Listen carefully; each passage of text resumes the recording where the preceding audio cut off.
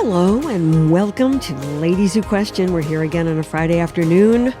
Lisa here, Holly there, and we have what I'm calling, and you like thing, a trifecta of trash for you. Yes, exactly. It's a triple crown today. We try to do, I think, wholesome stories, most of the time, and interesting or semi-intellectual. And then we throw in some garbage here and there just because it's fun. But this week, it's all garbage. I think so. But it's interesting, and it's all stuff that probably anybody has heard. Yep, everybody's hearing about this and that. Yeah, in passing. And speaking of which, Karen Reed.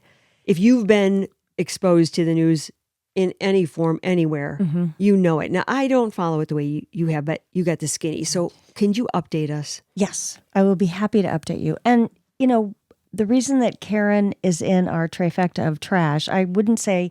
Well, it's not as bad as the other stuff. Right. It's not as bad, and I don't want to call her trash. No. Yet her actions, the actions during this whole escapade of everybody is suspect. Yes, could be considered kind of trashy. Yeah, in that category. So, anyways, I'm sure all of you heard about Karen Reed in 2022 in January, Boston. She was out with her boyfriend and several friends on a Monday night at a bar, and all of these friends are police officers as well. Her boyfriend's a police officer, and the whole group was police officers. What does Karen Reed do? Was that ever... I was just curious. Did she have any affiliation with the police department at all? That's okay. I don't think she does. No, she's a psychiatrist. I want to see. She's totally something that when I found out what she did... You were surprised? Yeah.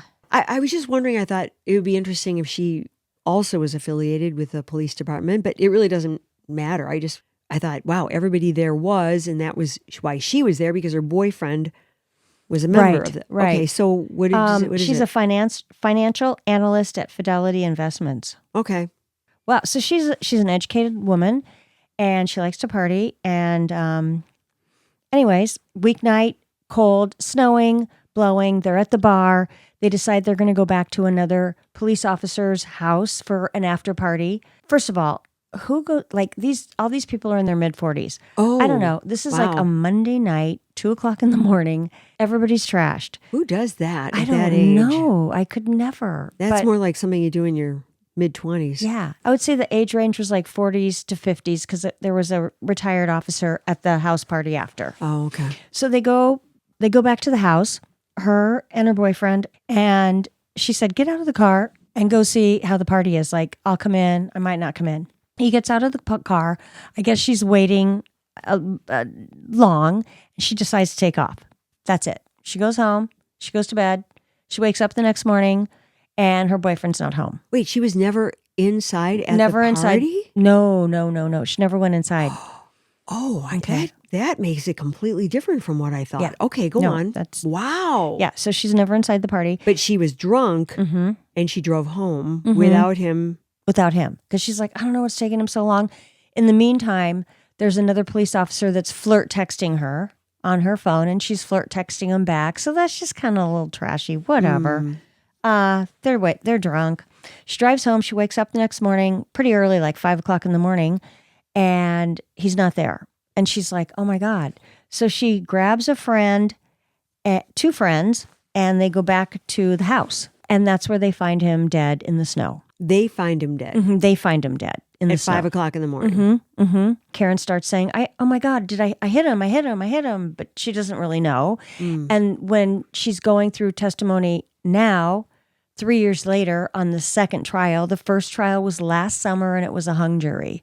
So now she's in the second trial and they're almost finished. It does come up in a statement, testimony, whatever, that she goes, I was blackout drunk. I don't remember one thing. It's all suspect too. Did she hit him with the car and he died that way? Or was there a scuffle in the house and somebody got in a fight, two police officer buddies got in a fight, and there's a cover up because nobody talks. Okay, let's get back to the key witness this week is Jennifer McCabe. And she's a friend of, she was, I don't think she's a friend anymore, of Karen's. And her husband's a police officer. Was Jennifer at the party? Yeah. Okay. she was at the party with her husband. It's getting down to digital technology. They spent literally 2 or 3 full days on examining and cross-examining her.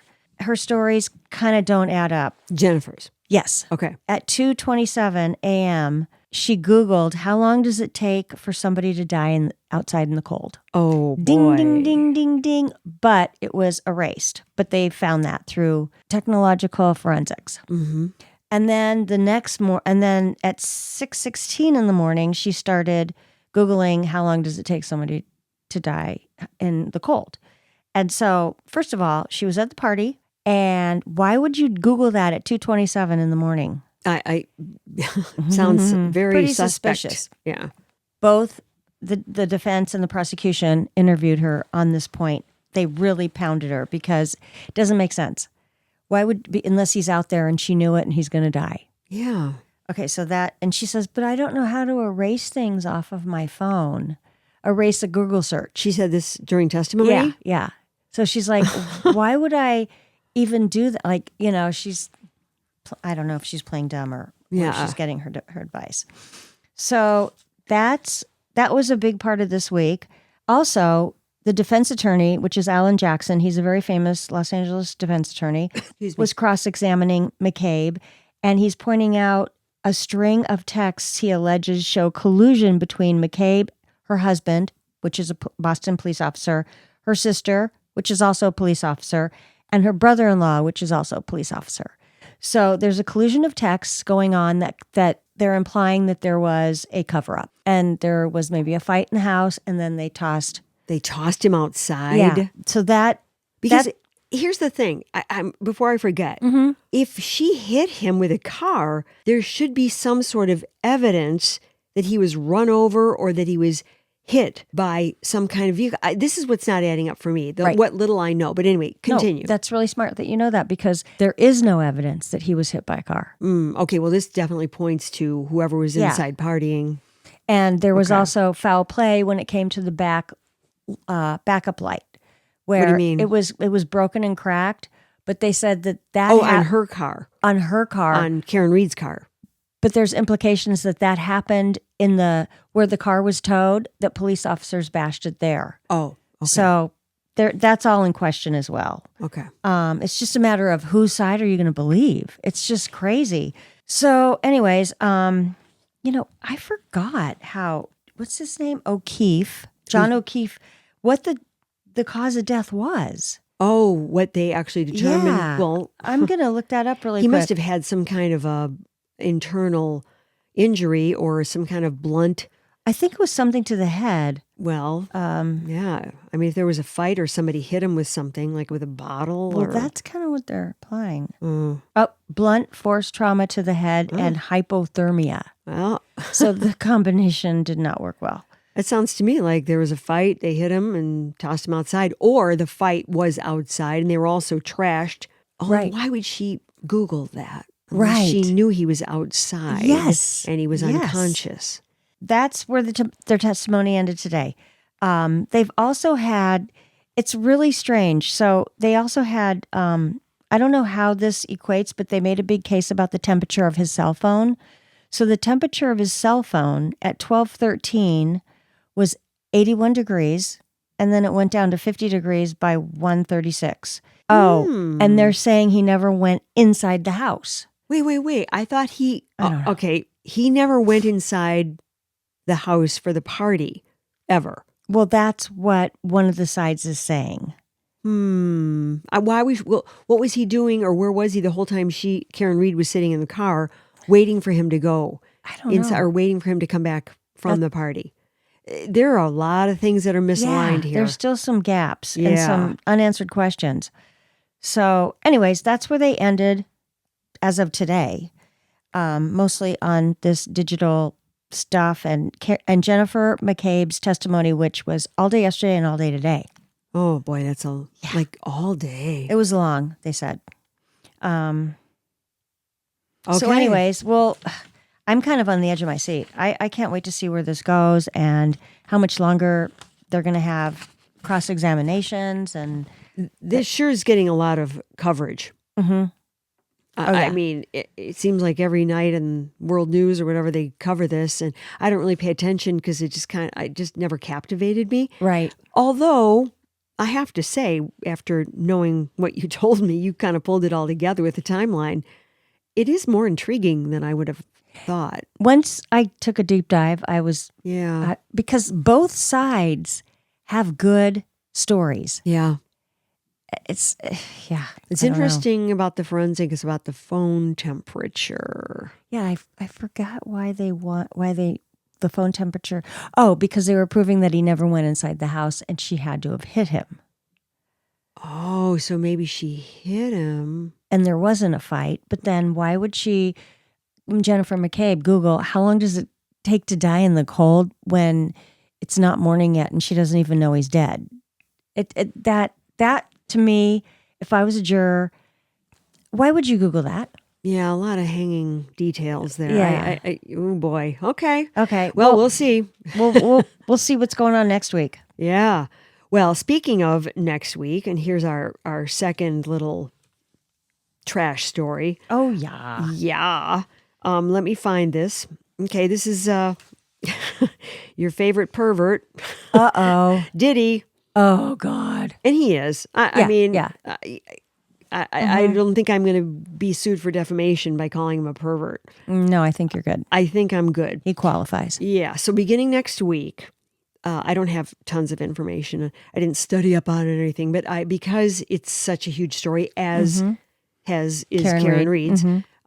Last October, I believe, is when he was arrested. Yeah, right. Okay. Beginning Monday, they're going to start to choose the jurors. Yay. Yeah. So that all has to be done in New York, which is where he's been kept in jail. So what are the charges? Now, this is something I've never really understood, so I had to look it up. RICO law. And if they can't catch him on the other stuff, probably catch him on the RICO law. Now, that's kind of what is that? Well, it's called the Racketeer Influenced and Corrupt Organizations Act. It's been sort of used with mobs. Okay, yep. You know? Tax evasion. Yes. And that's the how RICO. they get... Yeah. Yes. Yeah. Okay, I've heard of that. And it allows the feds to hone in on like an entire and target a whole group. You know, so because it's not just him. Right. He has a lot of people in his organization, and there are a lot of people who could be charged and indicted or whatever if he those are big, and those are the ones eventually that could hang him if they can't get him on this all the other perverted stuff. I mean, I think it's perverted. I mean, it sounds totally perverted. Yes. If these things are true, I mean, just about the freak offs that have been admitted to, right, kind of churn my stomach. But I'm not a big prude, but I'm sorry, this stuff is creepy. Yeah. So that's what the RICO stuff is. The operation included numerous sexual and physical assaults, the feds say. This is under the RICO, but also forced labor, kidnapping, arson, bribery, witness tampering, drug crimes, and more. That's a lot. Wow. I mean, so there's a big umbrella, right? Yeah. Also, separately, he is charged with violating a federal sex trafficking statute, which makes, I'm reading this verbatim here, illegal to use force, fraud, or coercion to compel someone to engage in commercial sex acts. Like they were saying that he was bringing in male prostitutes, basically. And he was watching them have sex with all these women that he had brought in. Right. And he's watching them do all the freak, the freak offs, this stuff. And the women were drugged most often, but he's saying, oh no, it was consensual. And yeah, we did have all this stuff going on. Well, I don't think he said he brought in, but that would be the trafficking. Actually, wouldn't it be? Right. Bringing in the mail yes. across state lines. Across state lines, yeah. And then the women, that's a whole other can of worms. And then if anybody listening doesn't know what a freak off is. Yeah, I don't know. Well, yes, you do. Well, I just heard the term. Well, I mean, it's an orgy. Like that's what I thought. Yeah. I mean, but like drug fueled and they would go on for days. Yeah. Yeah. And here was the other gross thing I remember when my research. Because there were so many people involved, they had to make all the arrangements, bring everybody in, arrange for the hotel rooms. Okay. And then, because of, remember the 1,000 bottles of baby oil yeah, that they use for the freak offs? I know. Ew. It's so seamy and so disgusting. Hence, part of our trio of trash. Right. Is that what we called it? Or triumvirate of trash? Trifecta. Trifecta of trash. Oh, that's in honor the of Derby's Derby. tomorrow. They'd have to have people clean, because... Ooh, I hope they were paid handsomely. Well, who wants that job? I know. So just think about this. Weekends of all this activity going on, and then people have to be brought in to clean up the debauchery. Ugh. But here's the thing. If the feds have it, and hopefully they do, because they were saying that according to the charging documents, freak-offs are often electronically recorded. So they were videoing it. Yeah. Sometimes without the knowledge of those being filmed.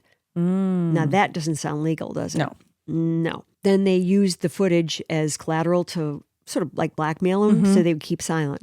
So they have a few victims, and Cassie, the one, and a lot of people, if you haven't seen the video of him beating the crap out of her in the hotel room, not in the hotel room, in the it hallway. was the hallway near the elevators. She's trying to get away with her life. Right. And it was from, what year was that? Was from like a long time, like a while. 1816. Yeah, it was from a while ago. Yeah.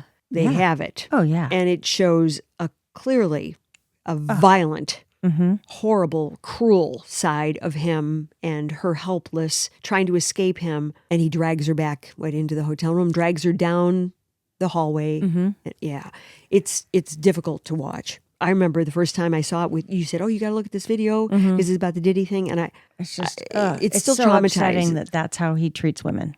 Yeah, well, and the sad thing is, some of them stay. So she's going to be a named victim, and then there are, oh gosh, I can't find it here, but from what I remember, it was there 2 or 3 other victim number 2, 3, and 4 or something, and they're unnamed, and Jane Does. Yeah, they're allowing their testimony, but not to be named, because of fear of retribution and people coming after them. So when does the trial start? Okay, Monday, May 5th. Jury selection. Well, jury selection. Okay. And then they're saying that'll take about 2 weeks, and then they're saying the trial itself should take 6 weeks, but it probably will take longer because remember the R. Kelly. That one ended up taking like a longer time, like 16 weeks, I think it was. Let me see if that's in here. Well, that's going to be a similar trial, but I almost think Diddy has a lot more charges against him. I mean, R. Kelly had a lot. His stuff, wasn't that with underage women? Or minors. not women, girls. Girls. Yeah. Probably sex trafficking too.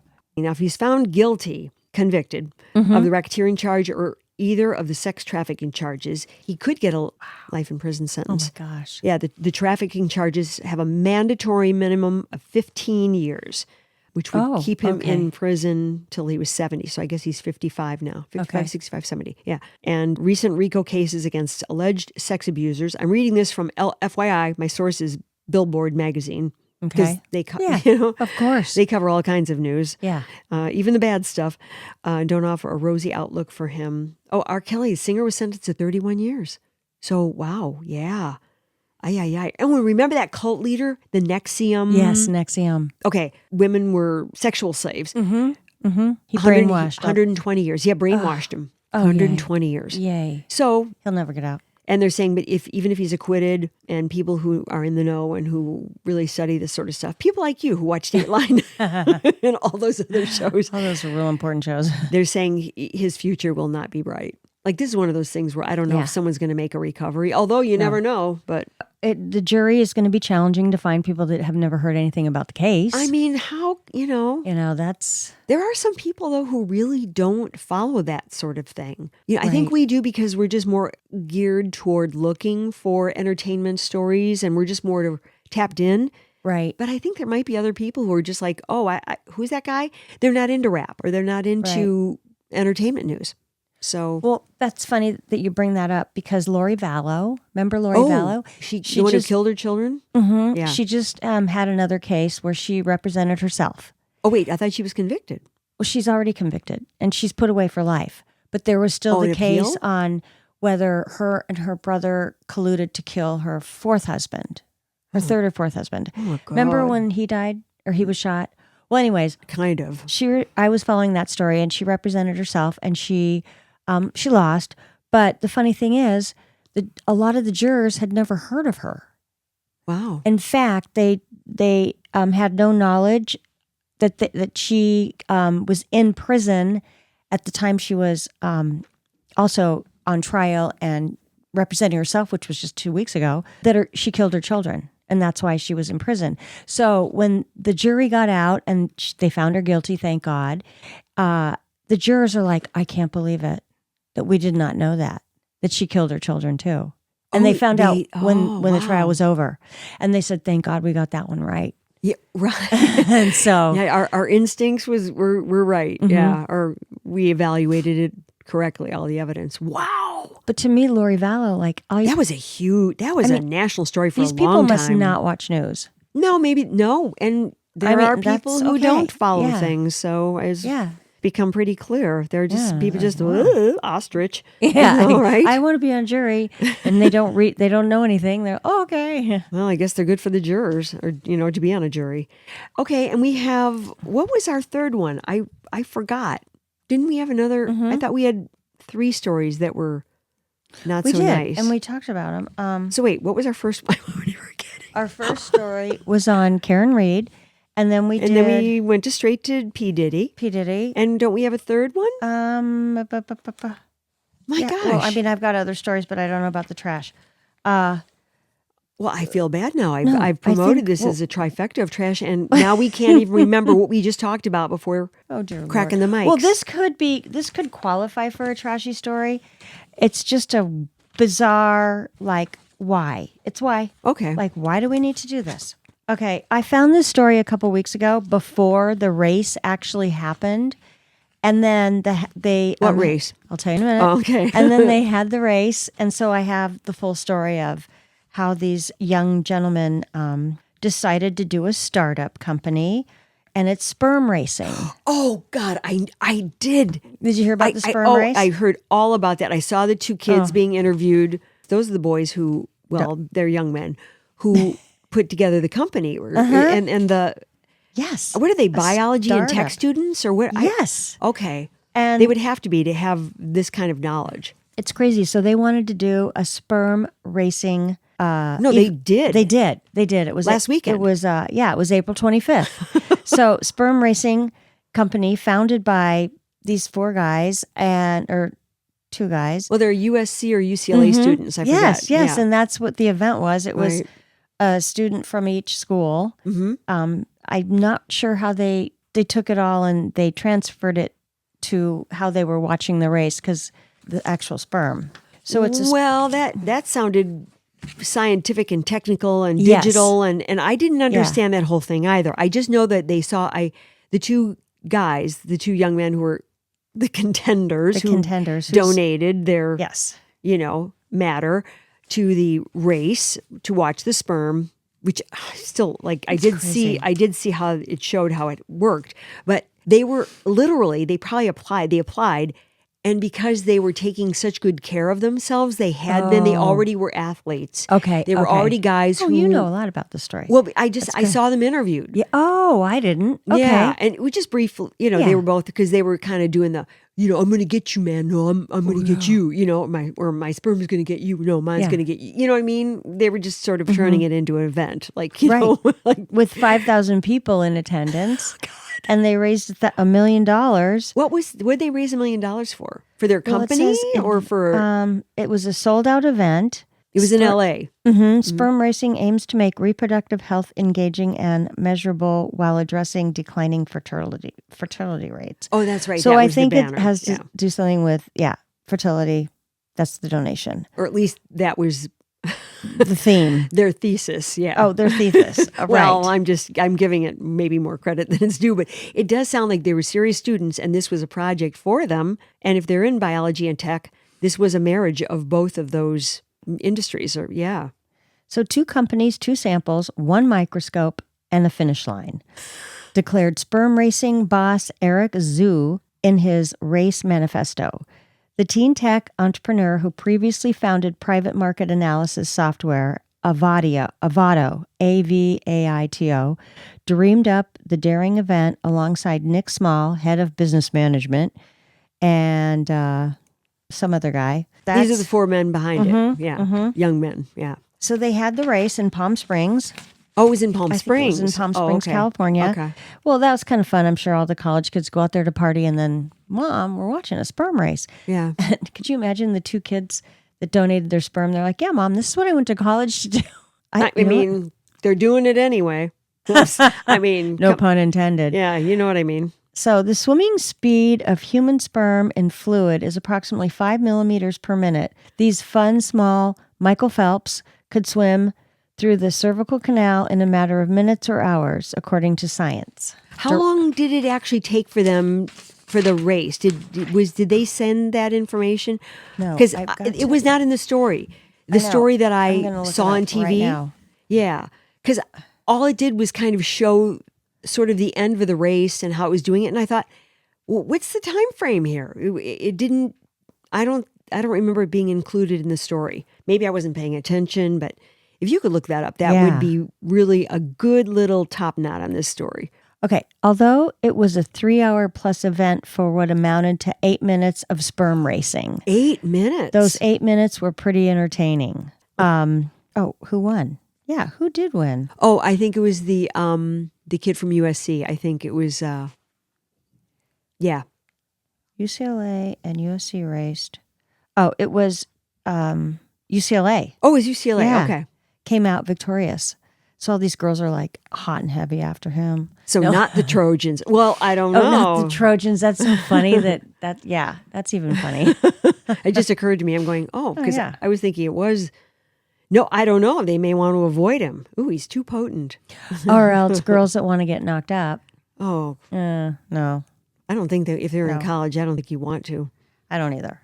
So anyways, there's all kinds of information about this company, this marketing company, and I'm sure this will be an annual event. Oh, I bet you. Yeah. Because maybe it was spring break for them. Maybe that's why they're in Palm Springs. You know what? That makes sense. Yeah. Yeah. Kind of a late spring break, but maybe if they're in the quarter system, then that's probably about when they would, Or they could just whip out there for the weekend. Okay. Well, so that is that story. Okay, that's sort of Trashy. light trash, though. So that's good. So we went from the worst, they were all kind of bad, but that one's not so bad because at least it has a medical slant to it. It does. Yes, it does. right. And I know there was another trashy story, that we talked about, but I don't remember what it is. It'll come to us like at 9:00 tonight. Well, do you want me to do this one last story? I think it's fascinating. Well, I don't know what it is, but you might have heard about the sweaty T-shirt study. Have you ever? Oh, in college. I think in college they talked about perspiration. They talked about, perspiration and how, and this was with animals and with humans. And how that's how babies find their mothers. They recognize their mothers through that. But I remember that there was a T-shirt study, I think it was in Psych 101. I remember You're probably right. Okay. Because this is kind of along those lines. So there's, it's called the sweaty, it was a study done. Okay, this is first of all, Bruce Vedican, which I was listening to his podcast. Oh, armpit study. That's what I'm thinking of. They would sniff armpits. Okay, go on. I'm sorry. Actually, the podcast is Daily Life Balance. Okay. And this was a really quick one that a customer of mine said, you got to listen to this. And it would be a good topic. I go, okay. So I go, then you got to listen to Ladies Who Question. That's right. So, well, and thank you for the suggestion, listener. It was done in Switzerland, and it's called the Sweaty T-Shirt Study. Why women have a stronger sense of smell than men.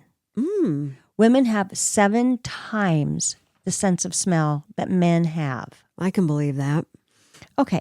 So this men were to wear a T-shirt for 3 days straight. Don't take it off. Don't take a shower. Sleep in it.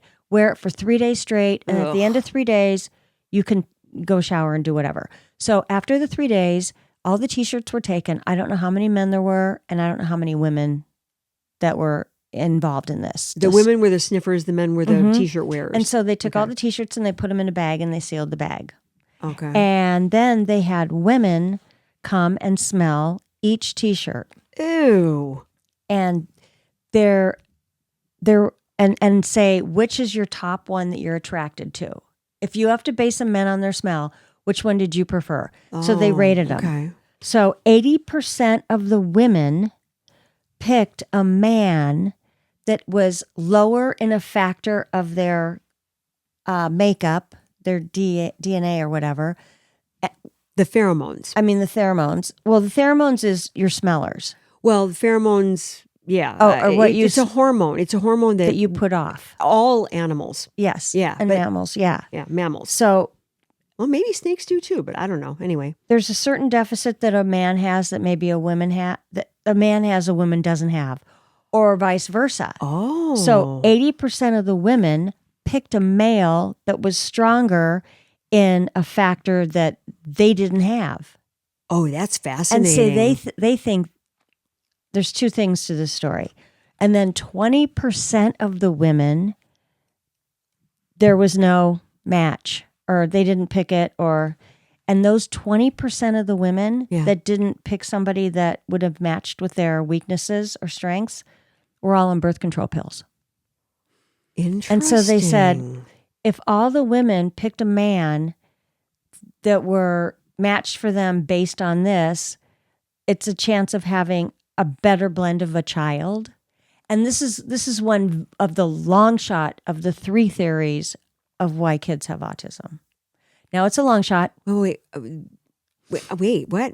How does that connect? I missed that. A woman does not pick a man that has the weakness and the strength that balance them out. Does that make sense? Yes. If they don't match up that way through the pheromones. Pheromones, yeah. With in which he has a certain, pheromone type and she is lacking in that. That's her deficit. Yes. Or vice versa, I guess. Yeah. Either way. They complement each other when they make a child. Then that sort of has something to do with... They say that could be a reason of autism as well. Because they didn't match up. Right. But they don't know. It was just a long shot. When was that study? I don't know. Because I do remember this in Psych 101. This is back in the 70s. Wow. Yeah, the pheromone study. Memory. And it was about sniffing armpits. And yeah, okay. what so were you same attracted? Kind of, yeah, kind of. I Yeah. see. Okay. Yeah. Okay. That's where. Okay. I've got to find out where the study was for the autism part. Yeah. Well, where it was, but what year it was too. Okay. Because I think they've done a lot of studies on pheromones. Because remember. Oh gosh, this was in the 90s. Do you remember the perfumes and things that were coming out? They were saying, pheromones, like musk. Right. To make you horny or like this will attract the men's opposite sex. Aftershave. Oh la la. Yeah. Yeah. Okay. But remember, and in the 70s it was, that's musk. Remember people would be wearing musk scents because that was supposedly a pheromone. Like that, or a particular one. It would or give something pheromone off. derived from a pheromone. So yeah. Okay. Anyways, I thought that was interesting. I'd like to see that covered a little bit more. Well, I'm sure it will start to be. Yes. I'll get more info because I'm sure that topic is going to mushroom out. Yeah, because it comes. I mean, it's not just like your sweat, but it's through your urine, which I don't know if you'd be, you shouldn't be exposed to that. Although some people, but actually, God only knows what they do. But saliva, no, urine. Actually, aged urine is one of the best things you could put on your skin. What? For what? For T cells reabsorption. It's your own T cells. I saw this on an Instagram and it was kind of wild. Oh God. So okay. I'm not advising anybody. Remember. This is a disclaimer. Disclaimer. We don't know. This is hearsay, and it's from a study that she kind of remembers. Okay. Yeah, it was just yesterday. So it was aged urine is very good for your skin. Oh my God. So you urinate into a jar or whatever. And how long do you let age it sit for at least a week. I can't even imagine up in your the shelf smell. or something, or refrigerated? Room temp. Okay. And there's supposedly some kind of T cells or some cells in there that rejuvenate you because it's your own stuff and blah blah blah. So you dip it on you spread in your skin, it helps with skin cancer or something, or it gets absorbed into your skin. It's supposed to be a really good rejuvenator of just staying healthy. Oh my I will do a God. deep dive and I will come back with that story next week. But when I saw it, I kind of flashed through it and I watched it twice and I went, oh my God. If only it were that simple. I'm not going to get excited yet until we find out the deeper info here. I know, because if it was that simple, why isn't everybody doing it? Yeah, but why would someone think that aged urine is going to have healing T cell ability? I don't know. But That's why I need to verify this story. It's that simple, yeah. How fabulous. Let's all pee in a jar, store it. Yeah. And, douse in it. Like just, looks like I got a little, potential for melanoma here. Let me just dab a little of my own aged urine here. Yeah, exactly. But it has to be your own urine. Do you remember? It has to be your own urine. Yeah. Okay. It's like rejuvenating your own cells. Okay. Well, we'll figure that one out. But no, seriously, I bet you Google it and you'll find information. I'm not like a lone ranger on this one. Oh, no. I'm not saying that you are. It's just, whoa. Yeah. Blah, blah. I wasn't expecting you to come up with anything like that. Yes. Surprise. Healing urine. Excellent. Okay. Well, this is going to make for a great headline. Okay. Well, I think that's it for us for this week. I think so too. You know what else? I think it's enough. I do too. It's a wrap. It's a wrap. Thanks for tuning in. And we will catch you next time on Ladies Who Question. Bye-bye. Bye. Thanks, Harvey. Ladies Who Question is executive produced and edited by me, Lisa Dominique, and also executive produced by Holly Caulfield. Holly also does most of our research, and Claire Caulfield is in charge of technical assistance and social media. Music, My Lionheart. Sketch music by Florian Manx and Matthew Anderson. Thanks for listening. Please subscribe, follow, rate, and review Ladies Who Question on Apple Podcasts or wherever you get your podcasts. Send your thoughts to ladieswhoquestion@gmail.com. Follow us on Facebook, YouTube, Instagram, Threads, and our website, ladieswhoquestion.com.